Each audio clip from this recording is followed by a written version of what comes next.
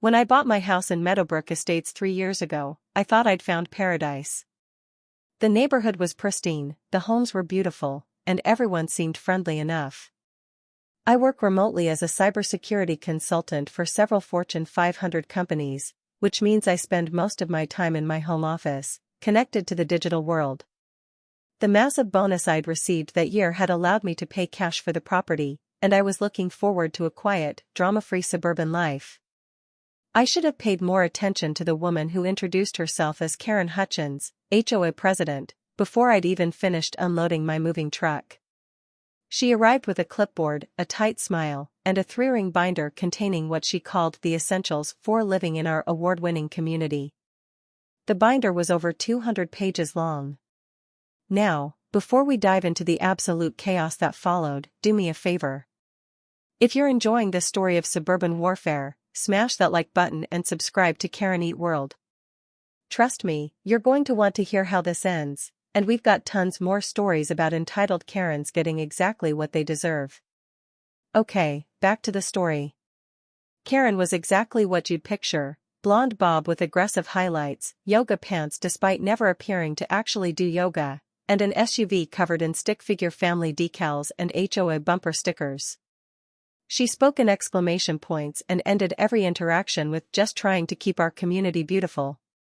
But there was always something threatening in her voice, like a smile with too many teeth. For the first few months, I flew under her radar. I kept my lawn exactly 2½ inches tall as required. My trash cans were the approved color and stored out of sight. My mailbox matched the neighborhood standard. I even attended the monthly HOA meetings, where Karen would spend 2 hours discussing violations like a child's chalk drawing on a driveway or someone parking their car 6 inches too far from the curb. Then came the day that changed everything. I'd just finished a particularly challenging security audit for a major tech client and decided to have some fun with my WiFi network name. Working in cybersecurity, you develop a certain sense of humor about these things. So I changed my home network from the boring default to something that made me chuckle every time I saw it: surveillance van number 3. It was a harmless joke, the kind of thing that makes your neighbors do a double take and then laugh when they realize what it is. Several people on my street had funny network names. There was Pretty Fly for a WIFI, the Promised Land, and my personal favorite, Tell My WIF I Love Her. Nobody cared. Nobody, that is, except Karen. The first indication of trouble came on a Tuesday morning. I was in the middle of a video conference with a client in Singapore when my doorbell rang insistently, over and over.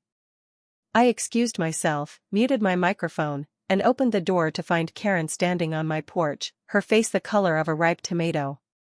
Karen, if you're somehow listening to this, that comparison is being generous. You looked like you were about to explode. She didn't even say hello. She just thrust her phone in my face, showing a screenshot of available WiFi networks, with mine circled in red digital ink. "This is completely inappropriate," she shrieked. "You're scaring the children." Mrs. Patterson's daughter saw this on her phone and now she thinks the government is watching her. Change it immediately. I blinked at her, trying to process this level of absurdity. Karen, it's a joke. It's a common joke. There's no actual surveillance van. It's just the name of my private wireless network. I don't care if it's a joke. It's creating panic in the neighborhood. Someone could call 911. You're violating the community standards of decorum and appropriate behavior. I pulled up the HOA bylaws on my phone, the same ones from her massive binder, and showed her the sections. Karen, there's nothing in the HOA rules about WiFi network names. I checked. Thoroughly. That's kind of what I do for a living. Her eyes narrowed. Well, there should be. I'm bringing this up at the next board meeting. Until then, I'm asking you as a courtesy to change it.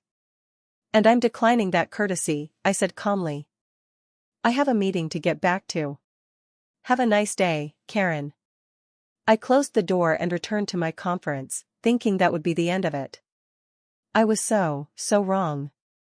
Over the next week, Karen launched what can only be described as a campaign of petty harassment. She cited me for having my trash can visible from the street for more than the allowed 12 hours, even though I'd brought it in after 10. She measured my grass with a ruler and claimed it was 2.6 inches, which violated the maximum height requirement. She sent me a violation notice because my porch light was too bright and might disturb neighbors, despite being the same wattage as every other porch light on the street. I appealed every single violation, providing photographic evidence, timestamps, and detailed documentation. Every appeal was denied by the HOA board, which consisted of Karen and 2 of her friends who never contradicted her. The fines started piling up. $50 here, $75 there. But I still didn't change my WiFi name. It became a matter of principle.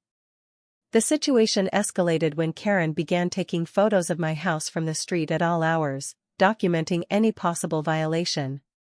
My car parked slightly crooked in my own driveway? Photograph and violation notice. A single leaf on my lawn that had blown there from a neighbor's tree? Photograph and violation notice. A package sitting on my porch for 3 hours before I got home from grocery shopping? Photograph and violation notice. 4. Visual clutter. Other neighbors started approaching me apologetically, explaining that Karen had always been intense but had gotten worse since becoming HOA president. One neighbor, a retired attorney named Bill, pulled me aside during a neighborhood barbecue. "She's done this to others," he said quietly. "She finds something that bothers her, fixates on it, and doesn't stop until she drives them out or breaks them down. The family that lived in your house before you? She harassed them for 18 months over a garden gnome. They eventually sold at a loss just to escape her." That's when I learned that Karen had successfully driven out 7 families in the past 4 years. 7. And the HOA board did nothing because she was the board, running unopposed in every election because anyone who challenged her became her next target. I went home that night and did what I do best, research. I pulled every document related to the HOA, the neighborhood development, property records, easements, and local ordinances. I reviewed the master deed, the declaration of covenants, conditions, and restrictions, and every amendment that had been filed since the neighborhood was built in 1998. I compiled a database of every violation Karen had ever issued, cross-referenced with the actual rules. I studied her patterns, her tactics, her vulnerabilities. And I found something interesting. Very interesting. Meadowbrook Estates had been developed by Hutchins Property Development. Karen's maiden name was Hutchins. Her father had built this entire neighborhood, and when he retired, he'd gifted her a house here and made sure she was installed as the eternal HOA president. The development company had retained ownership of several empty lots scattered throughout the neighborhood, lots that were considered green space in the original planning documents but had never been formally designated as such in the legal paperwork. Even more interesting, Hutchins Property Development had gone bankrupt 8 years ago. The remaining assets, including those empty lots, had been sold to a holding company. With some more digging through shell corporations and business filings, I traced the current ownership to a real estate investment trust that was, coincidentally, looking to liquidate non-performing assets. I made some phone calls. When you've secured the networks for some of the world's largest corporations, you accumulate contacts. Lots of contacts. People who owe you favors. People with money, lawyers, and a sense of humor about petty suburban warfare. 1 week later, I received another violation notice from Karen. This one claimed my WiFi network name violated a newly created rule about electronic communications that may disturb the peace and tranquility of the community.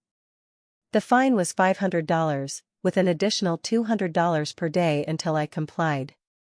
I showed up at the emergency HOA meeting Karen had called specifically to discuss my ongoing violations. The community center was packed. Karen had apparently sent out a neighborhood-wide email claiming I was bringing dangerous elements into our family-friendly community with my network name. Karen stood at the front of the room, her presentation projected on a screen behind her. She'd created an entire PowerPoint about the dangers of provocative WiFi names, complete with stock photos of children looking scared and statistics about neighborhood safety that had nothing to do with wireless networks. I wish I was exaggerating. She had pie charts. Pie charts about WiFi names. She went through her presentation, voice rising with manufactured concern, talking about property values and community standards.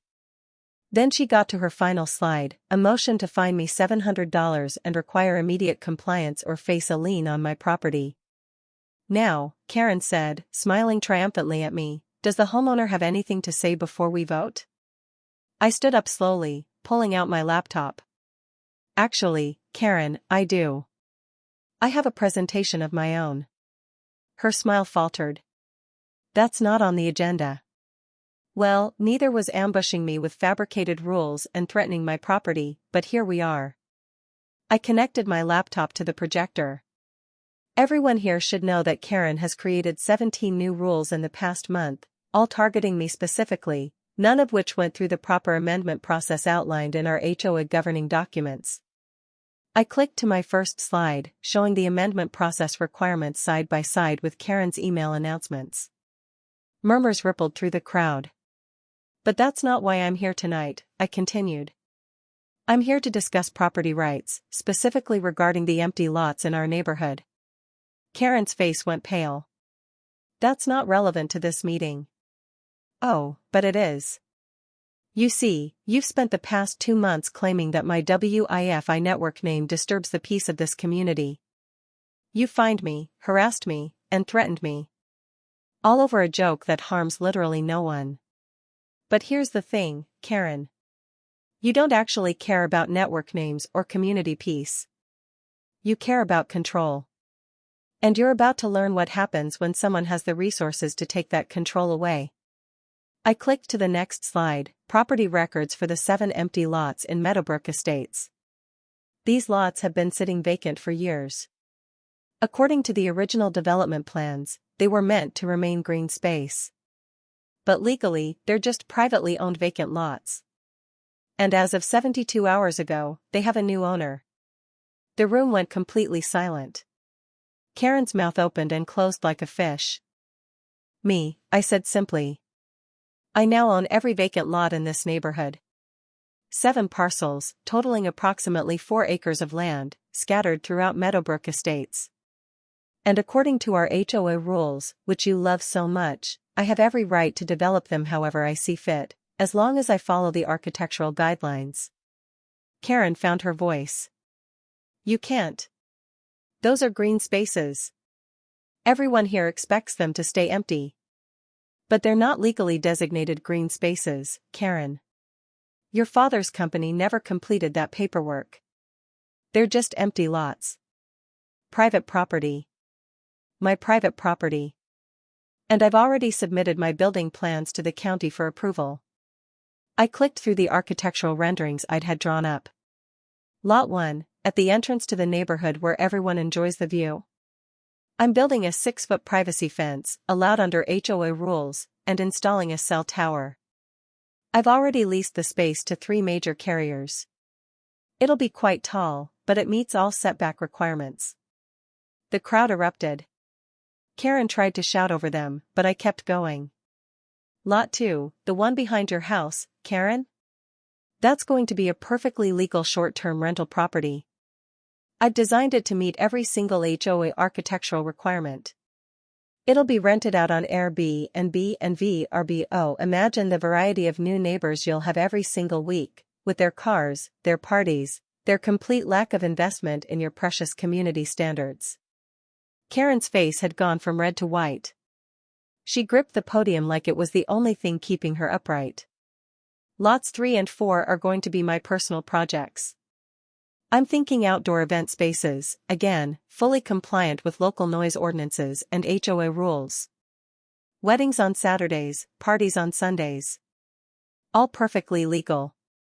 You can't do this. Karen screamed. The HOA will stop you. I'll sue you. You'll what, Karen? Fine me for having WiFi network names that hurt your feelings? I've checked every single rule, every single ordinance, every single requirement. I've hired 3 different law firms to review my plans. Everything is completely, totally, 100% legal.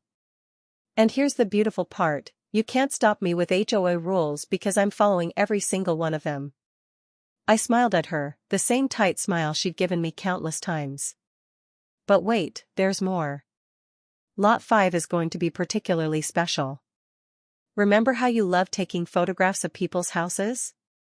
Well, I'm installing my own surveillance on that lot. Real cameras this time, not just a joke WiFi name. All pointed at the common areas and streets, which is completely legal. I'll finally be able to monitor the neighborhood properly, make sure everyone's following all your rules. Bill, the retired attorney, started laughing. Other neighbors joined in. Karen looked around wildly, searching for support, but found none. These people had lived under her tyranny for years. And finally, I said, Lots 6 and 7. Those are my favorites. Lot 6 is going directly to a non-profit organization that provides transitional housing. Lot 7 is going to be a community garden, open to anyone in the neighborhood. Except, well, I'll be the one who decides who gets access, since it's my private property. And I've already decided that access requires being a good neighbor. You know, the kind who doesn't harass people over harmless jokes. The room exploded with conversation. People were standing, talking, laughing. Someone started clapping. Karen just stood there, frozen, as the reality of what I'd done crashed over her like a wave. All of this, I said, raising my voice to be heard over the din, could have been avoided if you'd just left me alone. If you hadn't decided that your need for control was more important than basic human decency. You used the HOA as a weapon. So I'm using property rights, legal loopholes, and a significant amount of money as a shield and a sword. I packed up my laptop and headed for the door. As I passed Karen, I leaned in close and whispered, "Oh, and I'm changing my WiFi name. Want to know what the new one is?" She just stared at me, tears starting to form in her eyes. It's Karen's worst nightmare. Seemed appropriate. I walked out into the parking lot, leaving chaos behind me. My phone was already ringing with calls from contractors, architects, and one very amused attorney who'd helped me put this all together. The county had approved my permits that morning. Construction on the cell tower would begin next week. Behind me, through the windows of the community center, I could see Karen collapsing into a chair, her hands covering her face, finally understanding that she'd picked a fight with someone who had the resources, the knowledge, and the absolute pettiness required to turn her own system against her in ways she'd never imagined possible. Her precious controlled community was about to become very, very different, all because she couldn't let a simple joke go. If you loved watching Karen realize she'd absolutely destroyed her own perfect little kingdom, hit that like button and subscribe to Karen Eat World. We've got plenty more stories about entitled people getting served the justice they deserve. Drop a comment and let me know which part of the revenge you enjoyed most, the cell tower, the Airbnb, or the surveillance cameras. Thanks for watching, and remember, sometimes the best revenge is completely, perfectly, beautifully legal.